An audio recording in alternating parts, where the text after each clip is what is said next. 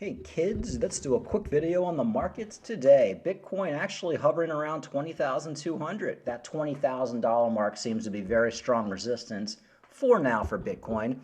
And all your favorite altcoins are pretty much hanging out tough. You got Cardano still at 45 cents, 46 cents range.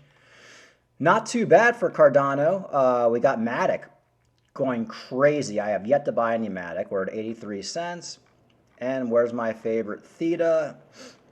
Theta at $1.19. So basically everything hanging out. You got Luna Classic back up here at number 48 spot, pumping, pumping, pumping. I bought a bunch of Luna Classic, but I think I'm still in the red. I think you would have to probably 50x from where it is right now for me to make any money, but I need to log into my KuCoin account to see. Not too much going on news-wise, so let's basically talk about, well first, let's talk about Jim Cramer. Jim Cramer has completely capitulated on Bitcoin. He's basically making fun of people buying Bitcoin. Now keep in mind, Jim Cramer bought Bitcoin the last bear market. He dumped on everybody in the bull market. He did that 2 years ago. And I guarantee you that's what he's doing right now. He's basically calling people an idiot for buying Bitcoin. We shouldn't be in Bitcoin. We should be in assets that, you know, have more backing than Bitcoin and that are a little bit stable. What you're basically seeing CNBC 100% capitulate on Bitcoin, which is what you want to see. This is the time you go in. Jim Cramer, smart guy when it comes to traditional stocks. He knows nothing about the 4-year cycles in Bitcoin. He knows nothing about crypto, but I guarantee you behind the scenes he is buying right now.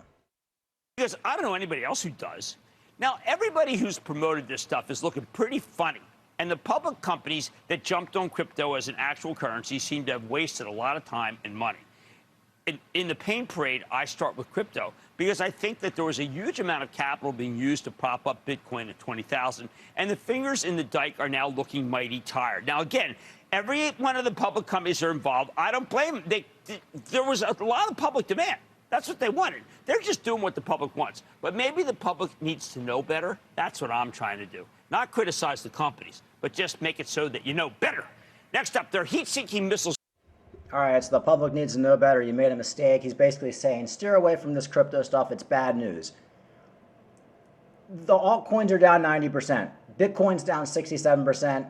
CNBC's telling you to just get out. So basically what he's going to do by making this video is people who are down 90% and they bought Bitcoin at 60,000, they're all going to dump out if they listen to Jim Cramer, and they're going to lose thousands and thousands and thousands of dollars. This is dumb money, folks.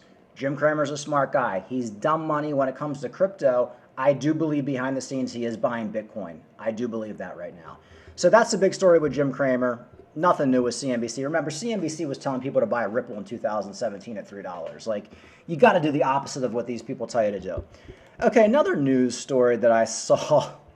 We have Atozy. We all know Bitboy sued Atozy because Atozy called out, is his name Atozy? I can never pronounce Atozy. For calling out Bitboy for taking, you know, the $35,000 to do paid promotions. Bitboy was taking $20,000 to do live stream mentions. This is all public. This is taken from Bitboy's Twitter a couple years ago.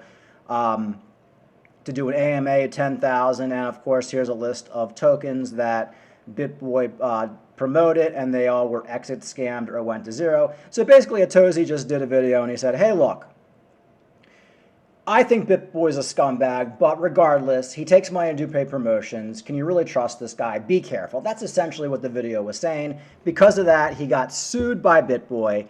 The minute he got sued by Bitboy, oh, and the funny thing is, he kind of, you know, this video came out yesterday from Atozy because the lawsuit was dropped. But the problem is when you roll in the dirt with guys like Bitboy, like, you know, like trailer trash like Bitboy, you're going to get dirty. Apparently, Atozy's wife or girlfriend was pregnant. He's getting knocks on the door at night from process servers, you know, like dressed up as UPS men trying to serve him papers. And this is all because he's trying to warn people, hey, folks, don't listen to Bitboy. He does paid promotions. You know, can you really trust the guy? Be careful. Essentially, that was what he's saying. Now, he did call Bitboy, you know, I think a scumbag or a dirtbag or something like that. Who cares? You can't sue somebody for calling you a dirtbag. The whole thing was ridiculous. But anyway, so Bitboy sues Atozy. This guy gets served. The minute he gets served, Atozy makes it public, creates a crypto address, a GoFundMe. The whole crypto community rallies around Atozy, which goes to show where all the support is. People do not support guys like Bitboy. Bitboy attracts people new to crypto. When I got into crypto in 2017 to 2018, I was like watching guys like Bitboy. You're attracted to the bright, shiny objects, the hype artist, and you watch them for a little bit, you get wrecked, and then you start watching other guys like Benjamin Cohen, or you just basically read articles and you don't watch anybody. But what happens with guys like Bitboy, this is all my opinion, but I think you can basically look it up. They grow a big audience off of newbies, but what they get to a certain point where they don't grow too much more past that point because there's a constant revolving door of people coming in and out. They'll watch Bitboy or Crypto Banter for a couple months. They'll see, it's just all hype and shilling, and they basically leave and they go to somebody else.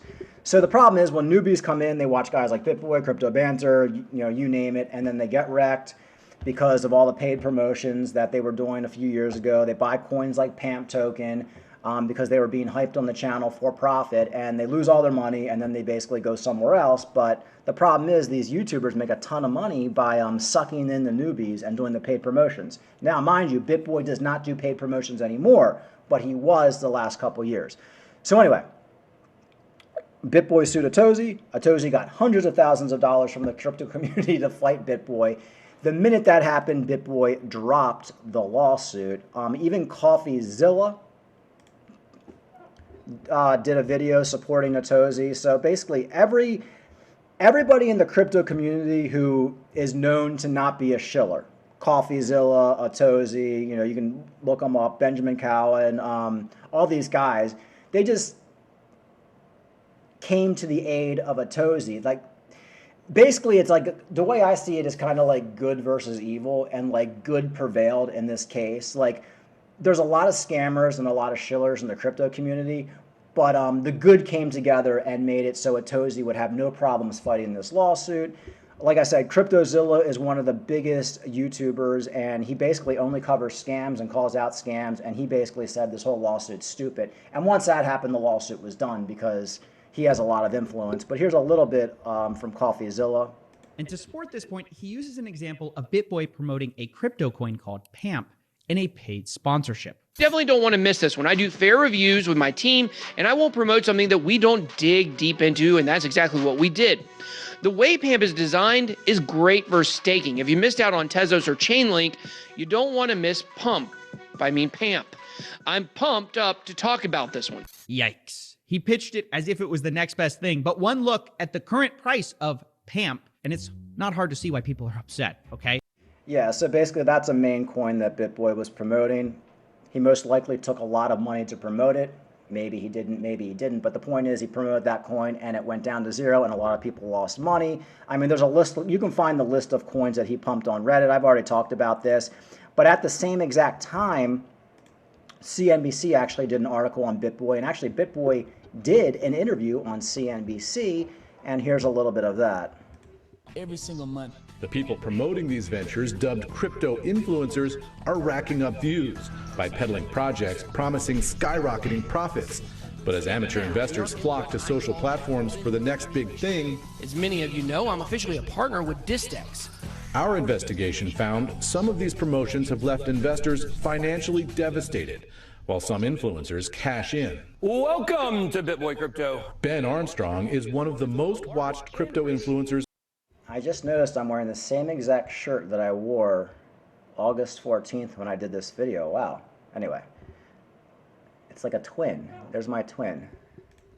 On YouTube. In the fall of 2020, you promoted DistX, calling it your most trusted coin, down 99%, valued at less than a penny now.